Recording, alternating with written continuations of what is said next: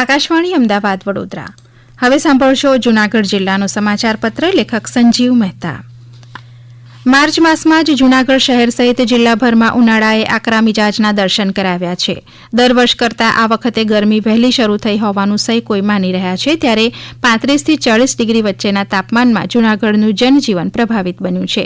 આ દિવસોમાં ગીર જંગલમાં વન્યસૃષ્ટિને પાણીની કોઈ સમસ્યા ન નડે તે માટે વન વિભાગ દ્વારા ગીર અભયારણ્યમાં પાણીના કૃત્રિમ સ્ત્રોત ઊભા કરીને વન્યજીવોની તૃષા છુપાવવાનો પ્રયાસ કરવામાં આવ્યો છે. નાયબ વન સંરક્ષક પ્રશાંતકુમાર તોમરના જણાવ્યા મુજબ ગીર જંગલમાં પવનચક્કી, પાણીના બોર અને ડંકી આધારિત જળ સ્ત્રોત ઊભા કરવામાં આવ્યા છે. તો ગત ચોમાસામાં સારો વરસાદ થયો હોવાના કારણે સાસણની હિરણ નદી સહિત કુદરતી જળાશયોમાં પણ પાણીનો પૂરતો જથ્થો ઉપલબ્ધ છે. સિંહ, દીપડા, હરણ સહિત પ્રાણી અને પક્ષીઓને ચોમાસા સુધી પાણી મળી રહે તેવું આયોજન વન વિભાગ દ્વારા હાથ ધરવામાં આવ્યું છે. જૂનાગઢ સકરબાગ પ્રાણી સંગ્રહાલયમાં પાંજરાની ફરતે ભીના કંતાન વીંટીને બપોરના સમયે સિંહ, વાઘ સહિત પ્રાણી અને પક્ષીઓને કુદરતી ઠંડક મળે તેવું આયોજન કરવામાં આવ્યું છે. મોટા પાંજરાની અંદર ફુવારા પદ્ધતિથી પાણીનો સતત છંટકાવો ચાલુ રહે તે પ્રકારનું આયોજન થતાં પ્રવાસીઓએ પણ સત્તાધીશોની આ પ્રક્રિયાને આવકારી છે. આ જ દિવસોમાં ફાગણ સુદ પૂનમે જૂનાગઢ શહેરમાં 250 થી વધુ વિસ્તારોમાં હોલિકા દહનનું પર્વ પારંપરિક રીતે મનાવવામાં આવ્યું હતું. હોળીની ઝાડ ફરતે પ્રદક્ષિણા કરીને પોતાના બાળકોની સુખાકારી માટે મહિલાઓએ પ્રાર્થના કરી હતી. જૂનાગઢમાં જૂના નાગરવાડા વિસ્તારમાં વ્યસન મુક્તિના સંદેશ સાથે યુવાનો દ્વારા હોળીને દિવસે કાલ્પનિક સ્મશાન યાત્રા કાઢવામાં આવે છે, જેમાં બીડી, તમાકુ, સિગરેટ અને દારૂ જેવા વ્યસનથી મનુષ્યનો જીવ જાય છે એ પ્રકારનો સંદેશ યુવાનો દ્વારા પ્રતિવર્ષ પૂરો પાડવામાં આવે છે. હોળીના બીજા દિવસે રંગપર્વ ધૂળેટીની પણ શહેરમાં ઉલ્લાસભેર ઉજવણી થઈ હતી. પાકા કલરનું સ્થાન હવે કાચા કલર અને અબીલ ગુલાલે લીધો હોય આબાલવૃદ્ધ સૌ કોઈએ એકબીજાને રંગીને રંગ ઉત્સવ મનાવ્યો હતો.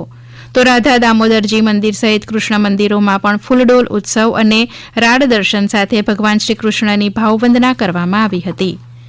જૂનાગઢ કૃષિ યુનિવર્સિટી ખાતે ટેકનોલોજી અને મશીનરી નિદર્શન મેળાનું આયોજન કરાયું હતું, જેનો મુખ્ય ઉદ્દેશ નવી ટેકનોલોજી અને મશીનરીના પ્રદર્શન દ્વારા ખેડૂતોને આધુનિક કૃષિ પદ્ધતિઓ સાથે અવગત કરાવવાનો હતો. આ પ્રસંગે જૂનાગઢ કૃષિ યુનિવર્સિટીના કુલપતિ ડોક્ટર વીપી ચોવટિયાએ અધ્યક્ષીય પ્રવચનમાં જણાવ્યું કે વર્ષ 1950માં આપણો દેશ અનાજ અંગે અન્ય દેશો ઉપર આધારિત હતો, જ્યારે આજે અનાજ ઉત્પાદનમાં આપણે આત્મનિર્ભર બન્યા છે. આપણે આજે અન્ય દેશોમાં અનાજની નિકાસ કરી રહ્યા છે, તેની પાછળનું મુખ્ય કારણ નવી ટેકનોલોજી છે. ભવિષ્યમાં કૃષિ ક્ષેત્રે અનેક પડકારો આવવાના છે. ખેતીમાં ખર્ચ વધી રહ્યો છે, મજૂરોની અછત વર્તાય છે, ત્યારે આપણને કૃષિ ક્ષેત્રે આધુનિક મશીન અને ટેકનોલોજી મદદરૂપ બનશે. ખેતીને સરળ બનાવવા અને ખેડૂતોની આવક વધારવા નવીનતમ ટેકનોલોજીનો વ્યાપ વધે તે ખૂબ જરૂરી છે. આ મેળામાં વિવિધ કૃષિ મશીનરી ઉત્પાદકોના નવીનતમ ટેકનોલોજીના સ્ટોલની મુલાકાત ખેડૂતોએ લીધી હતી. 8મી માર્ચે આંતરરાષ્ટ્રીય મહિલા દિનના ઉપલક્ષમાં વિવિધ નારી મંડળો દ્વારા મહિલાઓના ઉત્કર્ષ અને કલ્યાણકારી યોજનાઓની માહિતી સાથે પ્રદર્શન યોજવામાં આવ્યું હતું અને આંગણવાડી સહિત અલગ અલગ ક્ષેત્રમાં શ્રેષ્ઠ કામગીરી કરનાર નારી રત્નોનું જિલ્લા પંચાયતના પ્રમુખ હરેશ ઠુમ્મરના હસ્તે બહુમાન કરવામાં આવ્યું હતું.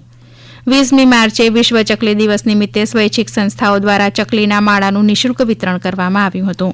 તો 21મી માર્ચે વિશ્વ વન દિવસની ઉજવણીના ભાગરૂપે વિવિધ શાળાઓમાં ચિત્ર સ્પર્ધા, વક્તૃત્વ સ્પર્ધા, સ્લાઇડ શો અને વન્ય સૃષ્ટિ ઉપરની દસ્તાવેજી ફિલ્મ દર્શાવીને બાળકોને વન્ય સૃષ્ટિ અને પર્યાવરણ અંગે માહિતગાર કરવામાં આવ્યા હતા.